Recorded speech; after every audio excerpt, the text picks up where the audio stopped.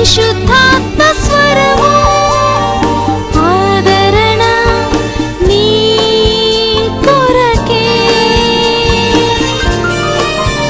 దైవాదరణ నీ కొరకే.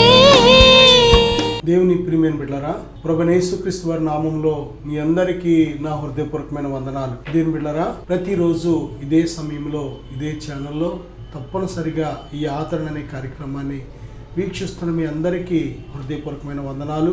అలాగే ఈ మంచి సమయాన్ని దయచేసిన దేవాది దేవునికి కూడా ఎనలేని స్తుతులు చెల్లిస్తున్నాను. దేవుని బిడ్డలారా, దేవుని యొక్క మాటలు వినుట వలన విశ్వాసం కలుగుతుంది. దేవుని యొక్క వాక్యం ఎంత విన్నా సరే మన జీవితాలు దీవించబడతాయి, ఆశీర్వదించబడతాయి. దేవుని బిడ్డలారా, ఈ యొక్క సమయంలో యేసుక్రీస్తు ప్రభువారు నిన్ను పిలుచుచున్నాడు అనే అంశం మీద కొద్ది మాటలు దేవుని వాక్యాన్ని మనం ధ్యానం చేయబోతున్నాం. దేవుని వాక్యాన్ని ధ్యానించే ముందుగా దేవుడు మనకు సహాయం చేయలాగిన చిన్న ప్రార్థన చేసుకుందాం. పరిశుద్ధుడా, ప్రేమగల తండ్రి, ఘనమైన దేవ, వాక్యం ద్వారా మాట్లాడే ప్రభువా మాతో మాట్లాడండి నాయనా. ఈ వాక్యాన్ని వినిచిన మీడియా ద్వారా ఎంతమంది ఆలకిస్తున్నారో వారందరినీ ఇప్పుడే మీ స్వాధీనపరచుకోండి, దర్శించండి ప్రభువా. వినే చెవి, గ్రహించే హృదయం మా అందరికీ దయచేయమని, మీరే మాతో మాట్లాడమని యేసుక్రీస్తు వారి నామములో అడుగుచున్నాను తండ్రి, ఆమేన్. ఏం బిడ్డలారా, ప్రభువైన యేసుక్రీస్తు వారు నిన్ను పిలుస్తున్నారు, నన్ను పిలిచారు, నిన్ను పిలుస్తున్నారు.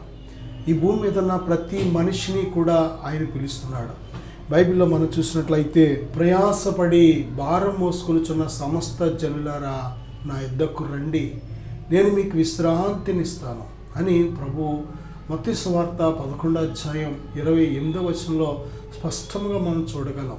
ప్రతి ఒక్కరిని, ఏ కుల మత భేదము లేదు, ఏ భాష భేదము లేదు, ఏ దేశమని భేదము లేదు, చిన్న పెద్ద ఆడ మగని భేదము లేదు, అందరినీ ఆయన ప్రేమతో పిలుస్తున్నాడు. ప్రయాసపడుతున్న ప్రతి ఒక్కరిని కూడా ఆయన వద్దకు రమ్మని పిలుస్తున్నాడు. ఎందుకంటే ఆ ప్రయాస నుంచి విడిపించడానికి, నువ్వున్న దేని బిడ్డ నీ స్థితిని మార్చడానికి. ప్రిబిడ్డ, ఏ భారము చేత నలిగిపోతున్నావో, ఏ భారము చేత కృంగిపోతున్నావో, ఏ భారము చేత కన్నీరు విడుస్తున్నావో, నిన్ను నీ భారము నుంచి విడిపించడానికి, నీ భారము ఆయన ఎత్తుకోవడానికి, నీ శ్రమలో ఆయన పాలు పంపులు పొందడానికి, నిన్ను విడిపించి నీకు తేలికైన జీవితాన్ని దయచేయడానికి ఆయన పిలుస్తున్నాడు. ఆయన నిన్ను ప్రేమతో పిలుస్తున్నాడు.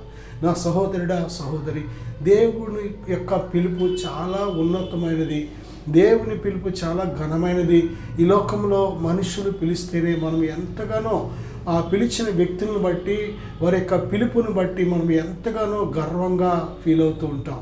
అంతకంటే గొప్పది దేవుని పిలుపు. ఈ భూమి మీద ఉన్న ఆయన పిల్లలైన ప్రతి ఒక్కరిని కూడా, ఈ భూమి మీద ఉన్న సమస్త మానవులు దేవుని పిల్లలే. ఆయన మనలను ఎంతగా ప్రేమిస్తున్నాడు అంటే, తన ప్రాణమంతగా ప్రేమిస్తున్నాడు కనుక ఆయన మనల్ని పిలుస్తుంది. దేని బిడ్డ, ప్రయాసపడుతున్నాం, భారం మోసుకుంటున్నాం, ఏదో ఒక భారం.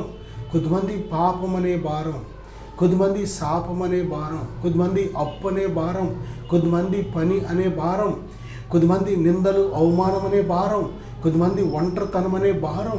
ఒక్కొక్కరు ఒక్కొక్క రకమైన భారాన్ని మోసుకుంటూ దేని బిడ్డలారా ప్రతి ఒక్కరు కూడా ఏదో ఒక భారాన్ని మోసుకుంటూ కృంగిపోయిన వారిగా ఉన్నట్లు మనం చూస్తున్నాం. నా సహోదరుడా, సహోదరి, దేవుడు మనలను ప్రేమిస్తున్నాడు. శాశ్వతమైన ప్రేమతో మనల్ని ప్రేమిస్తున్నాడు కనుక మనము మన భారముల చేత కృంగిపోవడం దేవునికి ఇష్టం లేదు. మనలను ఆయన తన 2 చేతులు చాపి ఎదురు చూస్తున్నాడు. దేని బిడ్డ, దేవుని యొద్దకు రా. నీ భారము చేత నువ్వు నలిగిపోయే కంటే దేని బిడ్డ, నీ హృదయాన్ని ప్రభువు సమర్పించు. నీ భారము ఆయన మీద వెయ్యి. నువ్వు ఎప్పుడైతే నీ భారాన్ని ఆయన మీద వేస్తావో, ఎప్పుడైతే ఆయన మీద విశ్వాసం ఉంచుతావో, నీ భారాన్ని ఆయన ఎత్తుకుంటున్నాడో, నిన్ను తేలిక చేస్తున్నాడు ఆయన. దేని బిడ్డ, ఎటువంటి భారమున్నా సరే, నీ శక్తికి మించిన భారమున్నా సరే, అది చిన్న భారమైనా పెద్ద భారమైనా, ఏ రూపంలో ఉన్నా నీ భారం ప్రభు మీద వెయ్యి. దేని బిడ్డ, ప్రభు విడిపించే దేవుడు ఆయన. నన్ను విడిపించిన దేవుడు నిన్ను విడిపిస్తాడు. నన్ను తప్పించిన దేవుడు నిన్ను తప్పిస్తాడు. నన్ను లేవనెత్తిన దేవుడు నిన్ను లేవనెత్తాలని ఆశపడుతున్నాడు. నా కన్నీరు తుడిచిన దేవుడు నీ కన్నీరు తుడవాలని ఆశపడుతున్నాడు. నా సహోదరుడా, దేవుడు నిన్ను శాశ్వతమైన ప్రేమతో ప్రేమిస్తున్నాడు. తన 2 చేతులు చాపి నీ వైపు ఎదురు చూస్తున్నాడు. ప్రయాసపడి భారం మోసుకొనిచున్న సమస్త జనులారా నా యొద్దకు రండి. నా సహోదరుడా, సహోదరి, నీ హృదయాన్ని ప్రభువుకు సమర్పించు. నీ జీవితాన్ని ప్రభువుకు సమర్పించు. ఆయన ఉన్నతమైన పిలుపుకు తగినట్లు బైబిల్లో మనం చూసినట్లయితే నేను లూకా సువార్త 5వ అధ్యాయం 32వ వచనం, మత్తయి 9:13, మార్కు 2:17లో చూసినట్లయితే ఇంకను అనేక చోట్ల దేని బిడ్డలారా ఆయన మనలను మన పాప భారము నుంచి విడిపించడానికి పిలుస్తున్నాడు. దేని బిడ్డలారా ఆయన పాపులను పిలువచ్చాడు కానీ నీతిమంతులను పిలువ రాలేదు. దేని బిడ్డలారా వాక్యం సెలవిస్తుంది, నీతిమంతుడు ఒక్కడో లేడు, దేవుని వెతుకువాడు ఒక్కడో లేడు. అందరూ పాపము చేసి దేవుడు అనుగ్రహించి మహిమను పొందలేకపోతున్నారని వాక్యం సెలవిస్తుంది, లేఖనాలు సెలవిస్తున్నాయి. కనుక దేని బిడ్డ, ఎవరికి వారు నేను నీతిమంతుడే, నేను నీతిమంతురాలని అనుకుంటే సరిపోదు. నోవహు కాలంలో దేని బిడ్డ, దేవుడు మానవులను చూసినప్పుడు నోవహు ఒక్కడే నీతిమంతుడిగా ఉన్నాడంట. మనుషుల దృష్టికి మనుషులు ఎలా ఉన్నారంటే, కొంతమంది చాలామంది నీతిమంతులుగా ఉన్నారు, చాలామంది పరిశుద్ధులుగా ఉన్నారు. చాలామంది మనుషుల కళ్ళతో చూస్తే మనుషులకి ఎలా కనబడుతున్నారంటే చాలామంది భక్తిపరులుగా కనబడుతున్నారు, మంచివారిగా కనబడుతున్నారు, పరిశుద్ధులుగా కనబడుతున్నారు, యథార్థవంతులుగా కనబడుతున్నారు. కానీ దేవుడు హృదయాన్ని, అంతరంగాన్ని చూసే దేవుడు చూసినప్పుడు ఒకే ఒక్కడు తప్ప ఈ భూమి మీద ఒక్కడు కూడా నీతిమంతుడు లేడంట. నోవహు కాలంలో సుమారు 3 కోట్ల నుంచి 10 కోట్ల వరకు జనాభా. ఈ మధ్యలో ఎంత ఉంటుందో ఎవరికి ఖచ్చితంగా తెలీదు. ఎంతమంది ఉన్నా సరే భూమి అంతటా తక్కువ జనాభా అయినా ఏ ఒక్కడు కూడా నీతిమంతుడు లేడు. దీని బిడ్డలారా, దేవుడు ఎప్పుడు కూడా హృదయాన్ని, అంతరంగాన్ని చూడగలిగిన దేవుడు ఆయన. మనము పై రూపాన్ని చూసి చాలామంది లెక్కలు కడుతూ ఉంటాం, కానీ దేవుని యొక్క దృష్టిలో హృదయంలో ఎవరు నీతిగా ఉన్నారు, హృదయంలో ఎవరు పరిశుద్ధంగా ఉన్నారు, హృదయంలో ఎవరు యథార్థంగా ఉన్నారు, నిజమైన భక్తి భయభక్తులు హృదయంలో ఉన్నాయా లేక పైన చూపే భక్తి అనేది నిర్ణయించగలిగిన వారు ఎవరంటే దేవుడు ఒక్కడే. దేని బిడ్డలారా, అందుకే నీతిమంతుడు ఒక్కడో లేడు. ఆ కాలంలో నోవహు అనే ఒక్కైనా ఉన్నాడు, కానీ ఈ కాలంలో మనం చూసినట్లయితే దేని బిడ్డలారా మనందరికీ పాప క్షమాపణ కావాలి, మనందరికీ బంధకాల నుంచి విడుదల కావాలి, మనందరికీ దేవుడిచ్చే నెమ్మది కావాలి, దేవుడిచ్చే ఆ రక్షణ మనందరికీ అవసరం. దేని ప్రియబిడ్డ, ఈ లోకంలో నేడు అనబడే సమయం ఉన్నప్పుడే, దేవుడు నీకు సమీపం ఉన్నప్పుడే నీ విలువైన జీవితాన్ని ప్రభువు సమర్పించుకో. దేవుడు నిన్ను విడిపించాలని ఆశపడుతున్నాడు. ఆయన తన 2 చేతులు చాపి ఎదురు చూస్తున్నాడు. ఆయన నా సహోదరుడా, సహోదరి, దేవుని యొక్క ప్రియమైన బిడ్డలారా, పాపులను పిలువ వచ్చితిని కానీ నీతిమంతులను పిలువ రాలేదు. వైద్యుడు అనారోగ్యం గల వారికి వైద్యుడు కావాలి, కానీ ఆరోగ్యవంతులకు వైద్యుడు అక్కర్లేదు కదా. అలాగే నేను కూడా పాపులను పిలువవచ్చేతని. ఎంత గొప్ప ప్రేమ! దేవుని ప్రేమ పాపులను ప్రేమించే ప్రేమ. ఈ లోకంలో ధనవంతులు ప్రేమించేవారు ఉంటారు, దేని బిడ్డ అందంగా ఉన్న వారిని ప్రేమించేవారు ఉంటారు, అధికారం కలిగిన వారిని ప్రేమించేవారు ఉంటారు, ఈ లోకంలో గొప్పవారిని, పేరున్న వారిని ప్రేమించేవారు ఉంటారు.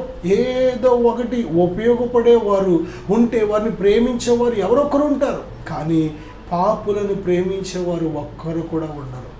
దేని బిడ్డలారా, పాపము మనిషికి అసహ్యంగా చేస్తూ ఉంటుంది, అంతకంటే దేవునికి మరీ అసహ్యంగా ఉండేలాగా చేస్తుంది. ఎందుకంటే మానవుడు ఎప్పుడైతే పాపం చేశాడో దేవుని తండ్రి అనడానికి కానీ, దేవునితో సావాసం చేయడానికి కానీ, దేవుని చూడడానికి కానీ, తండ్రిని పిలవడానికి కానీ ఏమాత్రము కూడా యోగ్యత ఉండదు మానవుడికి.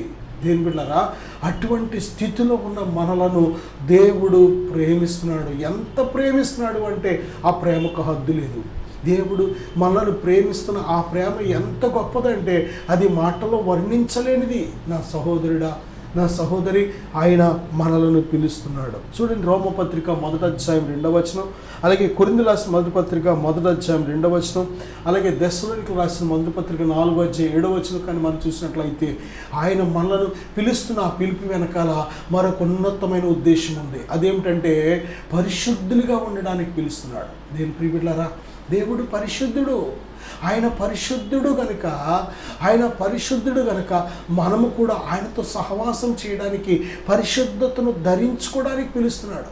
దేవునితో సహవాసం చేసేవాడు తప్పనిసరిగా పరిశుద్ధత ధరించుకొని తీరాలి. దేవుడరా, ఆయన పరిశుద్ధుడు కనుక ఆ పరిశుద్ధుడైన దేవునితో మనము సహవాసం చేయాలి అంటే, ఆయన మనలోకి వచ్చి నివాసం ఉండాలంటే పరిశుద్ధత తప్పనిసరిగా అవసరం. ఇందులో పరిశుద్ధత ఒకటి, హృదయంలో పరిశుద్ధత. యేసుక్రీస్తు ప్రభువు రక్తం మన హృదయాన్ని కడిగి మనలను పరిశుద్ధపరిచి, దేవుడరా, ఎటువంటి పాపపు జ్ఞాపకాలు కూడా లేకుండా మరి నిష్కళంకమైన రక్తం, అమూల్యమైన రక్తము కనుక మనలను కడిగి పాపపు జ్ఞాపకాలనేది లేకుండా దేని బిడ్డరా ఒక నూతనమైన మనస్సును మనకు దయచేస్తుంది యేసుక్రీస్తు ప్రభువారి రక్తం. నా సహోదరుడా, నా సహోదరి, నిజంగా నువ్వు దేవునితో సహవాసం చేయని కోరుకున్నట్లయితే ఇదిగో ప్రభువైన యేసుక్రీస్తు వారు తన రక్తంతో నిన్ను కడగడానికి సిద్ధంగా ఉన్నారు. నీకు నూతనమైన మనస్సు ఇవ్వడానికి సిద్ధంగా ఉన్నారు. ఆయన పరిశుద్ధుడు కనుక నువ్వు కూడా ఆయన పరిశుద్ధతలో పాలు పంపులు పొందితే, ఆయన నీలోకి వచ్చి నివాసం చేయడానికి ఈ పరిశుద్ధ జీవితాన్ని కలిగి ఉన్నట్లయితే దేవునితో గొప్ప సహవాసాన్ని కలిగి ఉండగలుగుతాం. దేవుని బిడ్డలారా, మన హృదయంలో పరిశుద్ధత కావాలి.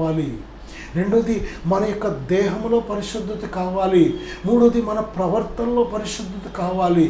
దేవుడారా, మన మాటలో కానీ, మన చూపులో కానీ, మన నడకలో కానీ, మన క్రియలలో కానీ పరిశుద్ధత మనం ధరించుకోవాలి.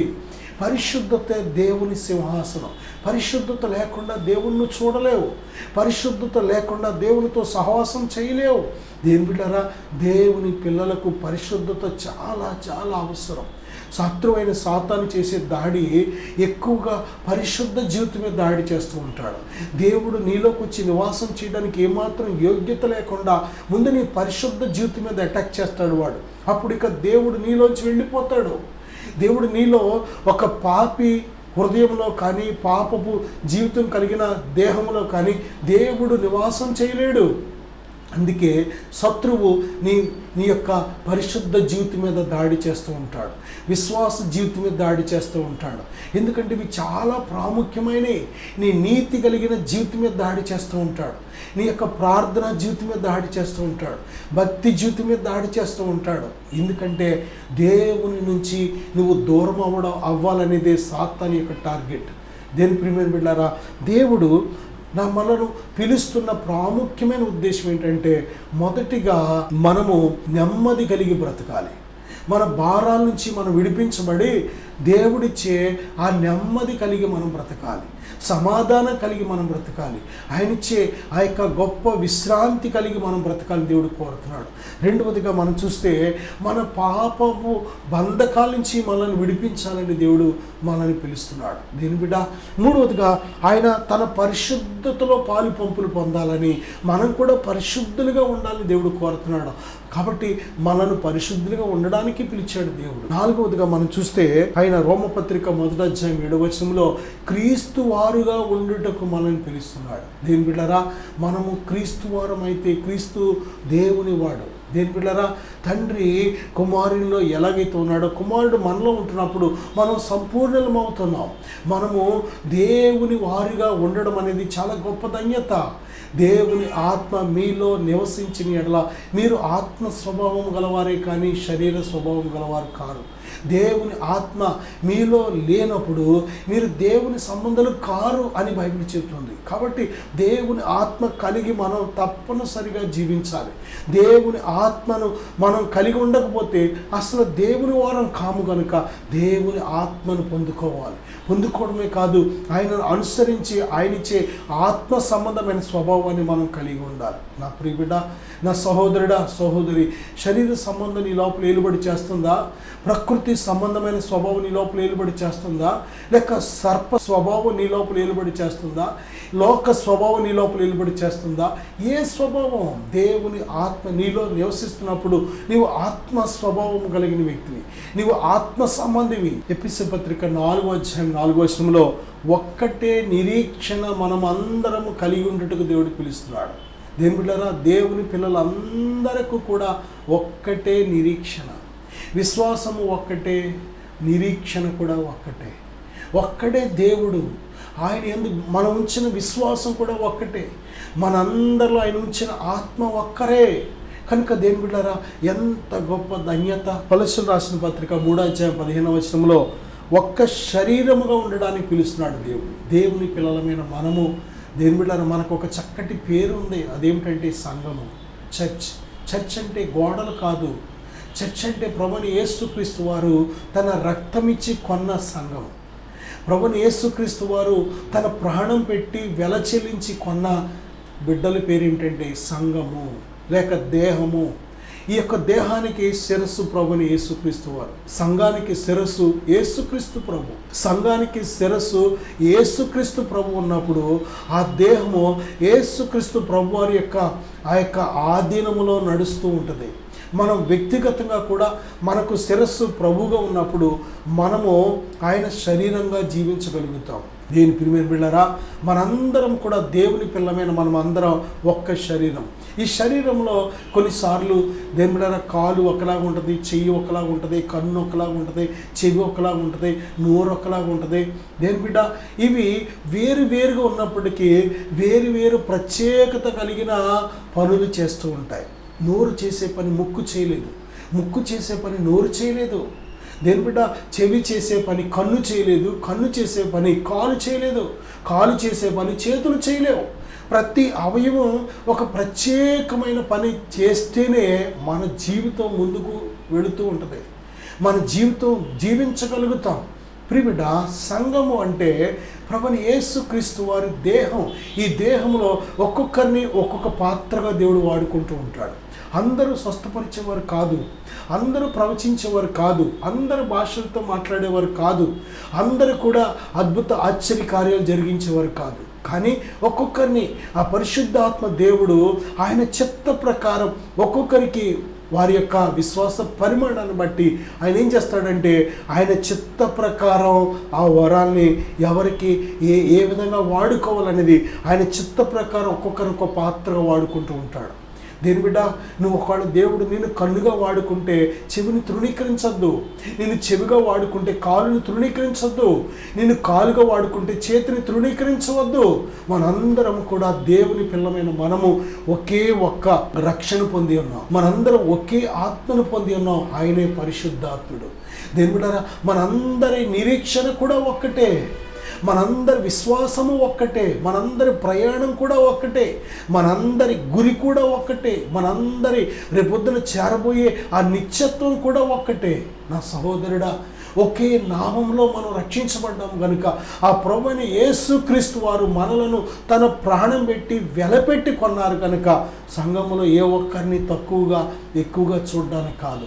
సంఘములో దేవుడు నీకు ఏ పాత్ర ఇచ్చాడు, ఏ వరము చేత దేవుడిని వాడుకుంటున్నాడు, ఏ వివేచనతో వాడుకుంటున్నాడో, దేని బిడ్డలారా ఏ ఫలాలతో దేవుడు వాడుకుంటున్నాడో నువ్వు దేవునికి ఆ విధంగా వాడబడడమే దేవునికి కావాలి. నా సహోదరుడా, సహోదరి, మనలను దేవుడు ఒక్క శరీరముగా ఉండడానికి పిలిచాడు. దేవుని యొక్క పిలుపు కానీ చూసినట్లయితే తిమోతి 1:6 నిత్య జీవము పొందడానికి పిలుస్తున్నాడు దేవుడు. దేని బిడ్డలారా, మానవుడు పాపము చేసినప్పుడు పాపం వల్ల వచ్చే జీతం మరణం, పాపము వల్ల వచ్చే జీతం మరణం. నిజమే, అందరం కూడా పాపము చేసి దేవుడు అనుగ్రహించే మహిమను పొందలేకపోతున్నాం. దేవుడు అనుగ్రహించే మహిమను పొందాలి అంటే పాపము చేయకూడదు. దేని బిడ్డలారా, దేవుడు మనను శాశ్వతమైన ప్రేమతో ప్రేమిస్తున్నాడు కనుక మనం నశించిపోవడం దేవునికి ఇష్టం లేదు. మన పాపముల చేత మనం నశించిపోవడం దేవునికి ఇష్టం లేదు. కనుకనే మనలను మన పాపం వల్ల కలిగిన మరణం నుండి తప్పించడానికి, మన పాపాలకు ప్రాయశ్చిత్తం చేయడానికి ఆ పరలోకపు తండ్రి తన అద్వితీయ కుమారుడైన ఆ ప్రభువైన యేసుక్రీస్తు వారు ఈ లోకానికి పంపించారు. దీని బిడ్డ, ఆయన మరణాన్ని గెలిచి తిరిగి లేచాడు. ఆయన యందు విశ్వాసం ఇచ్చిన వాడు నిత్య జీవం గలవాడు. యేసుక్రీస్తు ప్రభువారు నీ కోసం ఈ లోకానికి వచ్చారు. యేసయ్య నీ కోసం ప్రాణం పెట్టాడు. నిన్ను నీతిమంతుడిగా చేయడానికి, నిన్ను పరిశుద్ధుడిగా చేయడానికి, నిన్ను నిత్య జీవంతో నింపడానికి, నిన్ను నిత్య రాజ్యానికి వారసురాలుగా చేయడానికి. నా సహోదరుడా, గురి లేని బిడ్డగా ఉన్నావా నువ్వు? ఇప్పుడు దాకా గురి లేని వ్యక్తిగా ఉన్నావా? నిరీక్షణ లేని వ్యక్తిగా ఉన్నావా? ఈ లోకం వరకు మాత్రమే మన జీవితం అయితే ప్రభు నమ్ముకోక్కర్లేదు. జీవితం అనేది ఈ లోకంతో ముగిసిపోయేది కాదు. ఈ లోకం విడిచిపెట్టిన మరుక్షణమే నిత్యత్వంలో మనం ఉండాలి, నిత్య రాజ్యంలో ఉండాలి, దేవుని నిత్య మహిమలో మనం ఉండాలి. ప్రిబిడ, మనం అనుకుంటున్నాం చనిపోతే పాతిపెట్టేత్తర అయిపోయింది జీవితం అనుకున్నాం. కాదు, శరీరం మాత్రమే విడిచిపెడతాం. ప్రివిడ, ఒక చిన్నది చనిపోతే ప్రభువైన యేసుక్రీస్తు వారిని ఆ యొక్క చిన్నదాని తండ్రి అధికారి అయిన, ప్రభువా నా కుమార్తె ఇప్పుడే చనిపోయింది, నువ్వు వచ్చి ఆమె మీద చేయించితే చాలు, ఆమె బ్రతుకుతుంది అని ప్రభువుని తీసుకెళ్ళి ఆ ఇంటికి వచ్చేటప్పటికి ఇంటి దగ్గర ఏం చేస్తున్నారంటే పిల్లల గ్రోవులు వాయించువారు, గొల్లు చేయించుండు వారు ఉన్నారంట. అంటే ఆ యొక్క చనిపోయిన ఇంట ఎంత విషాదంగా ఏడుస్తూ, శోకాలు తీస్తూ, కన్నీరు విడుస్తూ, గుండెలు బాదుకుంటూ ఎంతగా విలపిస్తారో అటువంటి వారు ఎంతగానో విలిపిస్తున్నారంట. ఆ విలపిస్తుంటే ప్రభువైన యేసుక్రీస్తు వారిని చూసి చెప్పిన మాట ఏంటంటే, ఆమె చనిపోలేదు, నిద్రిస్తుంది అన్నారు. వెంటనే వారి మాట విని ప్రభువైన యేసుక్రీస్తు వారిని అపహసించారంట. చూడండి, ఆ ఇంటి యజమాని, ఆ యొక్క చిన్నదాని యొక్క తండ్రి ఎంతో గొప్పగా ఈయనను తీసుకొచ్చాడు. ఆయన మాట్లాడి మాటలు వినండి. ఆయన ఏమంటున్నాడంటే, చనిపోలేదు, నిద్రిస్తుంది అంటున్నాడు. ఏంటి, ఎప్పుడో చనిపోయి మనం ఇన్ని గంటల నుంచి ఏడుస్తుంటే ఆ అమ్మాయి కదలలేదు, మెదలలేదు, డాక్టర్లు కూడా వచ్చి చనిపోయిందని నిర్ధారణ చేస్తే ఈయనేంటి చనిపోలేదు, నిద్రపోతుంది అంటాడండి, ఇంకా చూడకుండా అని హేళన చేశారు. ప్రభు అయిన యేసుక్రీస్తు వారి దృష్టిలో నిద్ర అది. ప్రిబిడ, ఆయన మనలను మరణం నుంచి లేపగలిగిన శక్తిమంతుడు. ప్రిబిడ, జీవితం అంటే ముగింపు లేనిది. ఈ లోకం కోసం మాత్రమే మనం జీవిస్తే మన జీవితానికి అర్థం లేదు. దేని బిడ్డ, రేపు చనిపోతాం కాబట్టి ఇప్పుడే తినేసి, తాగేసి, దొల్లేసి, ఇష్టానుసారంగా బ్రతికేసి జీవితాన్ని ఎంజాయ్ చేసేద్దాం అనుకున్నాడు మానవుడు. కానీ దేని బిడ్డ, ఈ భూమి మీద నువ్వు జీవించే ఆ జీవిత ప్రతి క్రియను బట్టి రేపు పొద్దున నీవు తీర్పులోకి తేబడతావు. నువ్వు జీవించిన ప్రతి క్రియను గురించి దేవునికి లెక్క చెప్పవలసి ఉంది.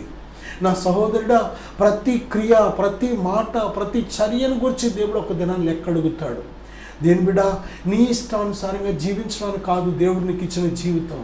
ప్రియబిడ్డ, నీకు నచ్చినట్టు, నీ కోరిక, నీ దృష్టికి ఇష్టం వచ్చినట్టు జీవించడానికి కాదు దేవుడు నీకు ఇచ్చిన జీవితం. ఒక దినాన్ని లెక్క అడుగుతాడు. ఆ సమయంలో నీ లెక్కలు సరిగ్గా లేకపోతే, నువ్వు దేవుడు చెప్పినట్టు నువ్వు జీవించకపోతే, దేని బిడ్డ, ఈ దేహంతో జరిగించిన ప్రతి పాపపు క్రియను గురించి దేవుడు నిన్ను నరకానికి పంపిస్తాడు ఆయన. నా సహోదరుడా, దేవునికి భయపడాలి. ఆత్మను, దేహాన్ని కూడా నరకములో నశింప చేయగలిగిన దేవునికి మనం భయపడాలి. మనుషులు కాదు, శరీరాన్ని చంపే మనుషులకు కాదు మనం భయపడేది. ప్రియబిడ్డ, దేవునికి ఎందుకు భయపడాలి అంటే, నరకములో వేస్తాడు నీ ఆత్మను. అక్కడ యుగ యుగాలు నిత్యము కూడా నీ ఆత్మ అగ్నిలో వేదన పడాలి. నా సహోదరుడా, ఆ వేదన నుండి తప్పించుకోవడానికే ఈరోజు దేవుడు చక్కటి రాజమార్గాన్ని మన కోసం వేశాడు. ఆయనే మార్గము, సత్యము, జీవము. ఆయన ద్వారానే తప్ప ఎవడు తండ్రి యొద్దకు రాడు అని యోహాను సువార్త 14:6 స్పష్టంగా ప్రభు చెబుతున్నారు. ప్రభు సజీవుడిగా ఉన్న దేవుడు ఆయన. దేవుని ప్రియబిడ్డ, నీ జీవితాన్ని ప్రభుకు సమర్పించుకో. నా సహోదరుడా, సహోదరి, పాపపు జీవితం ఉంటే విడిచిపెట్టేయి. పాపాన్ని అసహించుకో. దేవుని యందు భయభక్తులు అంటే చెడుతనాన్ని అసహించుకోవడమే. దేవుని కోసం ప్రతిరోజు బ్రతకడం కంటే గొప్పది ఏమీ లేదు. నువ్వు ఎంత ధనము సంపాదించినా ఇక్కడే విడిచిపెట్టేయాలి. ఎంత అధికారం సంపాదించినా ఇక్కడే విడిచిపెట్టేయాలి. ఎంత అంద సౌందర్యాలు ఉన్నా ఇక్కడే మట్టిలో పెట్టేయాలి. ఎంత పేరు ప్రఖ్యాతులు ఉన్నా ఇక్కడే విడిచిపెట్టేయాలి. దేని బిడ్డ, నీ క్రియలు నీ వెంట వస్తాయి, జాగ్రత్త. అవి మంచి క్రియలైతే గరుడివే, ధన్యుడివే. ఒకవేళ ఆ క్రియలు సరిగ్గా లేకపోతే దేవుడు నిన్ను పిలుస్తున్నాడు, నీ క్రియలను సరి చేసుకో. దేవుడు నిన్ను క్షమించి నిన్ను నీతిమంతుడిగా చేయాలని, నూతన సృష్టిగా చేయాలని, పరిశుద్ధంగా చేయాలని, ఆయనతో నువ్వు సహవాసం చేసే బిడ్డగా ఉండాలని దేవుడు నిన్ను పిలుస్తున్నాడు. నా సహోదరుడా, దేవుడు నిన్ను పిలుస్తున్నప్పుడే నీ జీవితాన్ని ప్రభువుకు సమర్పించుకో. నీ హృదయాన్ని కఠినపరుచుకోకు. నేను మీకోసం చిన్న ప్రార్థన చేయాలని ఆశపడుతున్నాను. విశ్వాసంతో ఏకీవిద్దాం. పరిశుద్ధుడా, ఘనమైన తండ్రి, ఈ ప్రార్థన ఏకీవిస్తున్న ప్రతి బిడ్డను ఇప్పుడే దర్శించండి ప్రభువా. ఓ నాయన, మీరు పిలుస్తున్న ఆ పిలుపుకు, ఉన్నతమైన పిలుపుకు తగినట్లు జీవించుటకు సహాయం దయచేయండి. నాయన వారు ఏ బంధకంలో ఉన్నారో విడిపించేయండి ప్రభా. అయ్యా వారు ఏ చీకటిలో ఉన్నారో వెలుగులోకి నడిపించు నాయన. అయ్యా వారు పడిన స్థితి నుంచి వారిని లేవనెత్తండి ప్రభా. ఇదిగో కఠినమైన హృదయాన్ని ఇప్పుడే యేసునామములో కరుగునుగాకని ప్రార్థిస్తున్నాను. ఓ నాయన నీ బిడ్డలు పడిన స్థితి నుంచి లేవనెత్తబడునుగాకని ప్రార్థిస్తున్నాను. ఓ తండ్రి బలపరచండి నాయన. బిడ్డలకు నెమ్మది దయచేయండి ప్రభువా. అయ్యా సమాధానం దయచేయండి నాయన. మీ విశ్రాంతి దయచేయండి ప్రభువా. మీ విడుదల నీ బిడ్డలు పొందుకోవడానికి సహాయం దయచేయండి ప్రభువా. మీ నామములో ఈ ప్రార్థన ఏకీపిస్తున్న ప్రతి బిడ్డను కూడా దీవిస్తున్నాను తండ్రి. మీ రక్షణ వారికి కలుగునుగాక తండ్రి.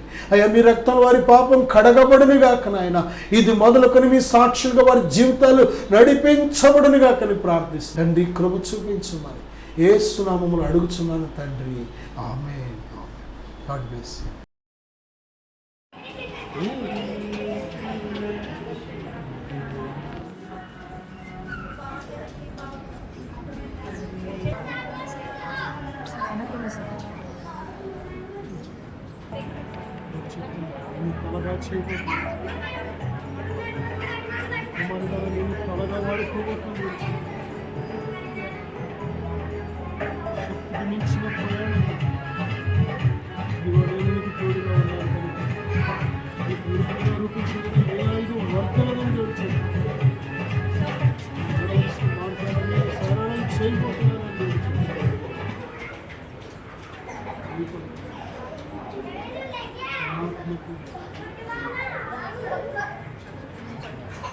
ఆత్మను మీద తోడుగా ఉంచి ఉన్నాను, ఆత్మ మీద ఉంచి ఉన్నాను తెలుసు. నేను మీద తండ్రి ఉన్నానని తెలుసు. దేవునామానికి వందనాలు, సేవకులకు నా వందనాలు. నా పేరు వినయ్ కుమార్, మాది పెద్దతాడేపల్లి గ్రామము. నేను కూడా దేవుడు నమ్ముకొని దేవుడి మందిరానికి అయితే వెళ్ళేవాడిని, కానీ నా ఆత్మీయ జీవితం అంత ఫలవంతంగా లేదు. అనేకమైన బంధకాలతో నా ఆత్మీయ జీవితము ఉంటూ ఉండేది. అలాగే ఒకరోజు సేవకులు ఎనైటింగ్ వాటర్ ద్వారా ప్రార్థన చేస్తున్నారని నేను విన్నాను. ఆ ప్రార్థన చేయించుకున్న వారి జీవితంలో ఎన్నో గొప్ప కార్యాలు దేవుడు చేశారు. చాలామంది విడుదల లేని వారు విడుదల పొందుకున్నారు, స్వస్థత లేని వారు స్వస్థత పొందుకున్నారు. ఎప్పుడైతే ఆ సాక్ష్యాన్ని నేను విన్నానో నా జీవితంలో కూడా దేవునిలో బలంగా సాగాలని, దేవునిలో నడవడానికి, నేను కూడా దేవునిలో స్థిరముగా ఉండాలని చెప్పి ఒకరోజు సేవకుల యొద్దకు వెళ్ళి ప్రార్థన చేయించుకున్నాను. ఎప్పుడైతే సేవకుల ద్వారా ప్రార్థన చేస్తున్నప్పుడే దేవుడు నన్ను బలంగా తాకారు. వెంటనే నా హృదయం నుంచి ఏదో ఒక తెలియని బంధకం, ఏదో ఒక చీకటి నా నుంచి బయటికి వెళ్ళిపోవడం నేను గ్రహించాను. ఎప్పుడైతే అలా చీకటి బంధకం నా నుంచి వెళ్ళిపోయిందో నా హృదయం చాలా తేలికైంది. దేవుడు తన బలమైన ఆత్మతో నన్ను నింపి నన్ను స్థిరపరిచి తన ఆత్మతో నన్ను ముద్రించారు. ఆ రోజు నుంచి ఈ రోజు వరకు కూడా నా జీవితంలో దేవుడు ఎన్నో గొప్ప కార్యాలు చేశారు. అప్పటి నుంచి నా ఆత్మీయ జీవితంలో బలమైన ఆత్మీయ జీవితంలో నేను కొనసాగించగలుగుతున్నాను. దానికి కారణం ఆ రోజు సేవకుల ద్వారా నేను ప్రార్థన చేయించుకున్నప్పుడు దేవుడు సేవకుల్లో ఉండి సేవకుల ద్వారా తన ఆత్మతో నన్ను నింపి ఈరోజు ఇలా గొప్పగా ఉన్నతమైన స్థానంలో ఆత్మీయ స్థితిలో దేవుడు నన్ను నిలబెట్టారు. దేవుడు నా జీవితంలో చేసిన ఈ కార్యమును బట్టి దేవునికే సమస్త మహిమ, ఘనత, ప్రభావములు యుగయుగములు చెల్లునుగాక. సేవకులు కూడా నా ప్రత్యేకమైన వందనాలు. Thank you. Praise the lord.